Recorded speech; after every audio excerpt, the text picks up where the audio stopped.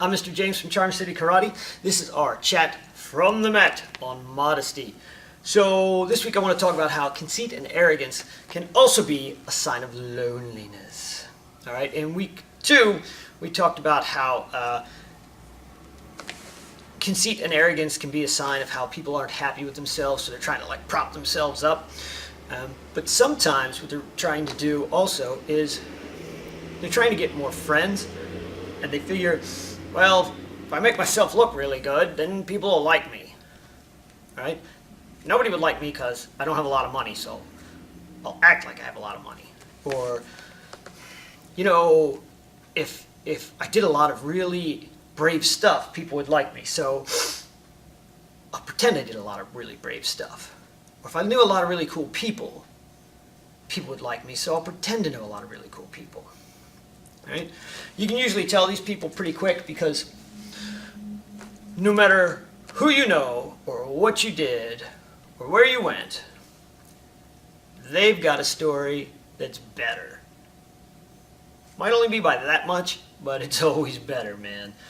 Okay, now here's when I was a kid.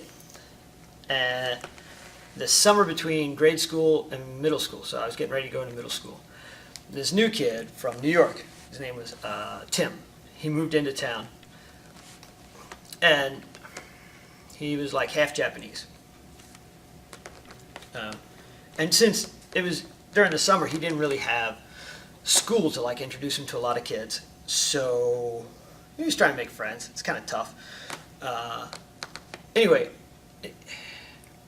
so we started hanging out with this guy. He was okay, but he was one of these dudes, all right? So at first he had a lot of cool stories just because he was from New York. He lived in Japan for a little while. You know, we didn't know anybody from Japan, dude. We're middle school. His mom could speak Japanese and write Japanese. He could speak a little bit of Japanese. All that stuff's cool to us. But then he started doing this stuff, like making up these crazy friends. Like some of them would have had to have superpowers to do this. Some of this, like if we had a friend who had jumped off of a garage roof, he had a friend who had jumped off of the roof of the house onto a burglar. Or if we had a friend who had helped some people lift up the back of a car so that a guy could get his foot out from under the tire, he would have had a friend that lifted a burning van off of a nun by himself. Okay? He probably knew somebody that outran a motorcycle. I think he had a friend who could hold his breath for like 30 minutes at a time. He would tell us about all this great stuff he had, but all of it was at his house in Japan or at his dad's place and wherever his dad was living at the time. Yeah. So he could never put his hands on any of the awesome stuff he had, but he had cooler stuff than we did all the time. So eventually, we figured out that he was just making stuff up to try and impress us. And we started making up really goofy things just to see if he would make up goofier stuff. That's how we got to the whole friend that could hold his breath for 30 minutes, you know. I think we started with somebody we knew held their breath for 5 minutes. And it just kept going. You know, like we called our friend, man, and we told him you had a friend that held his breath for 6 minutes. Our buddy held his breath for like 7, but his face was like purple when he came out. So then his friend held his breath for like 12 minutes. Anyway. All right. So that's how you can ID these people. The thing is, they're not trying to hurt anybody's feelings, okay? They won't go, well, yours is stupid and mine's better. But they'll always top you by a little bit.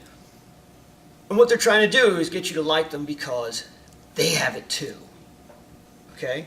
You have a cool car, they have a cool car too, but it's got a better stereo.